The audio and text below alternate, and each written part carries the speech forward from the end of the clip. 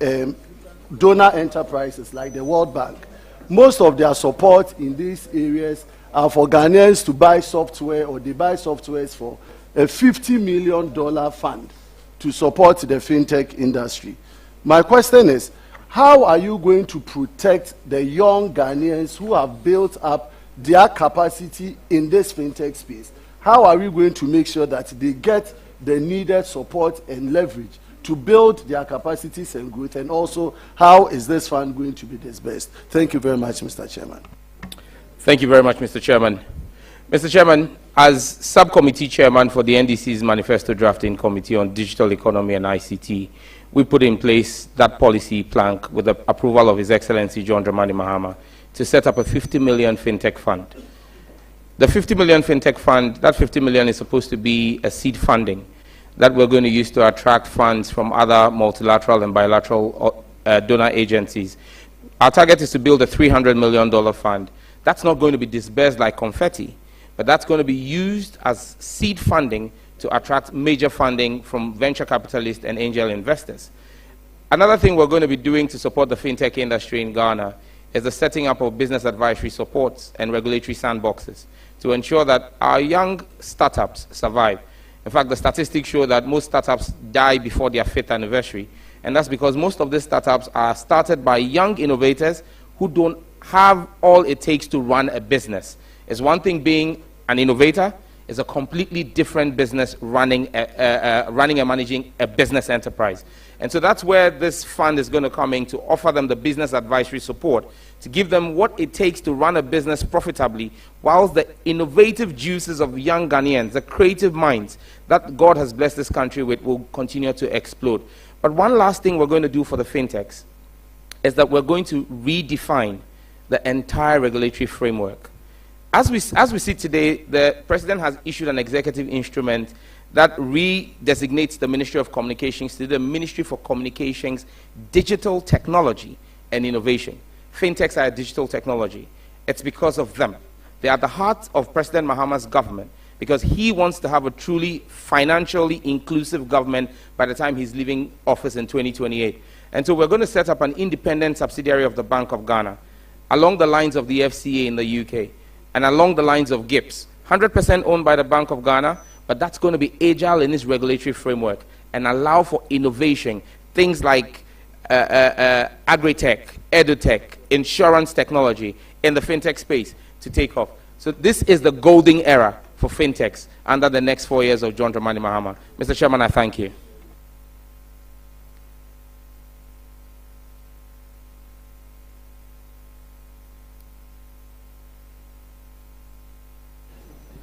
Any further questions? Or you are done? You've asked your 3 questions.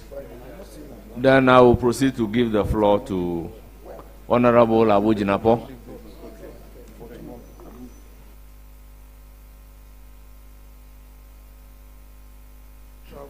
Honorable members, what we do is that we want to exhaust the subject matter committee members first, under Order 2172. And subject matter committee members is 2 from each side. So if you want me to give the floor to another person,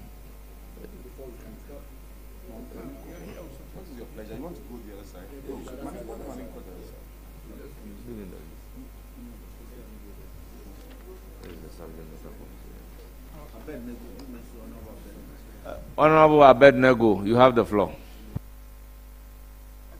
Thank you, Chair.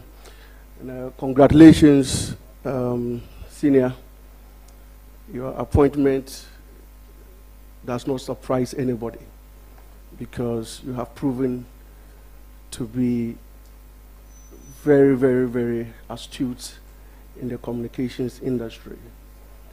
I wasn't here in the 7th Parliament, but I followed your exploits when you played a leading role in getting the cybersecurity law passed in 2020, Act 1038. There was a question on that, but let me pick your thoughts also on the same subject matter. There is 2 schools of thought. One believes that the Cybersecurity Authority should be under the remit of the national security.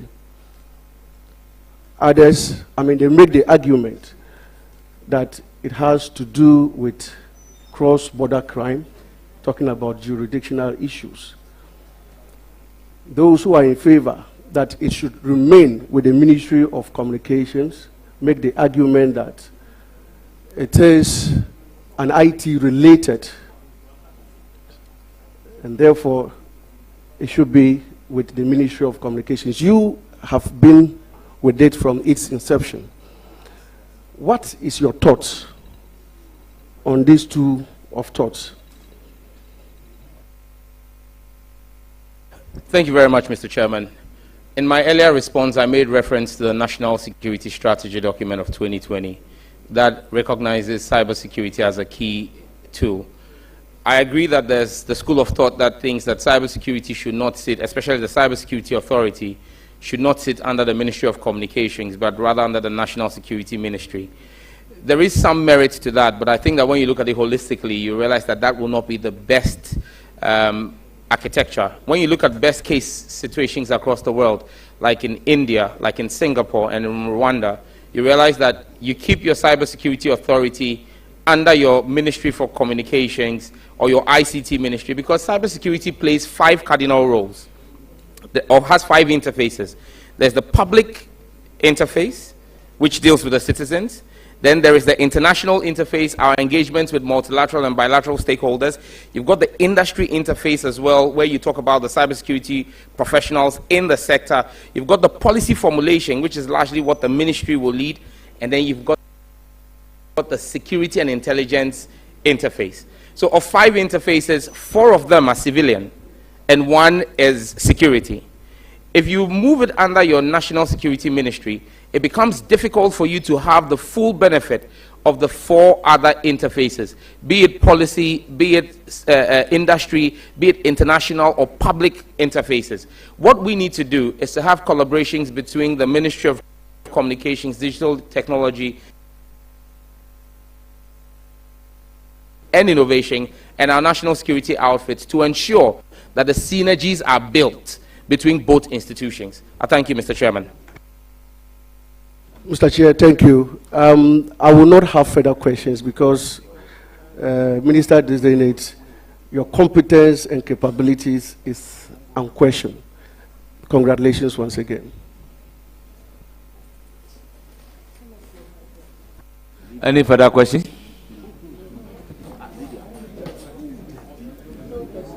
I then move to give the floor to Honorable Abu Jinapo.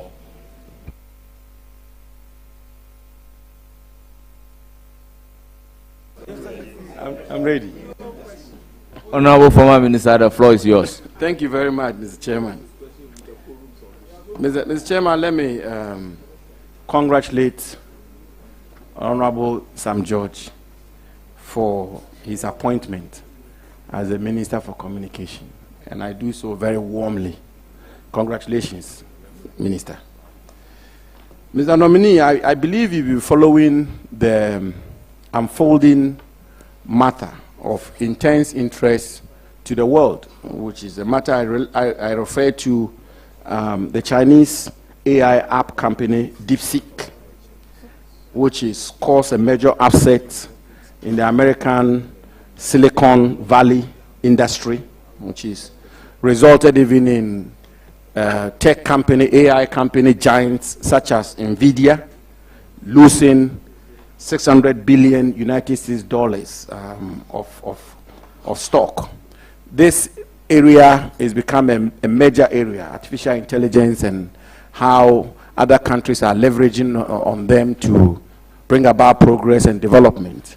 If you are recommended by this committee to Parliament and the Parliament were to approve you and you become the Minister for Communications, what plans or what is your thinking on how Ghana itself can tap into or can plug into this artificial intelligence industry to bring about development in our country? Thank you. Thank you very much, Mr. Chairman. I saw a quote the other day that said AI in 2025 is like Bitcoin in 2013. Jump on the bandwagon now or you get left out. President Mahama has a clear vision on his AI policy. We're going to take the current AI strategy that was developed by the previous government, review it, make it fit for purpose by engaging industry, and ensuring that Ghana becomes the hub for artificial intelligence on the African continent. We're going to do this by making sure that our innovation hubs, as promised in our manifesto, are executed, and then we will introduce AI on top of big data that we are taking. Ghana will become the center and the hub for artificial intelligence, machine learning, cybersecurity, data analytics, and data processing on the continent in the next 4 years. I thank you. Thank you. Thank you, Mr. Chairman. Mr. Chairman, the question has been asked already, but I think it's a very important matter. Honorable Minister, your second question. Yeah, my second question. And I think it's a very important matter which I believe the nominee will want to shed some more light on. Cybersecurity is a major area in the security framework of the world. I mean, it's probably, arguably, one of the most important areas of security concerns across the world, cybersecurity. Now, you've spoken to it, but there is obviously the big debate out there as to where the effort to clamp down on cybersecurity should be properly situated. Some of the pundits hold a school of thought that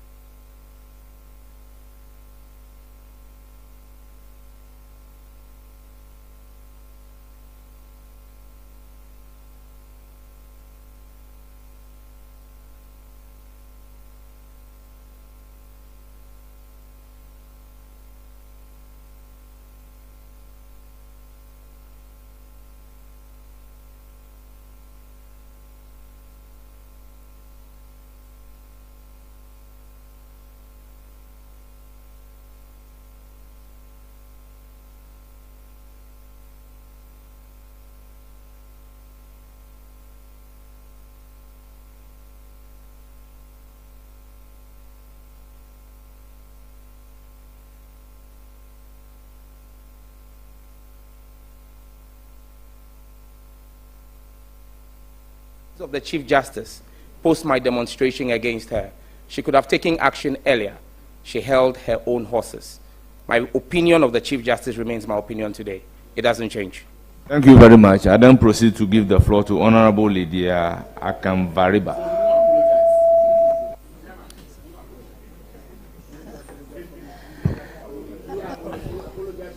Thank you, Mr. Chairman, for the opportunity.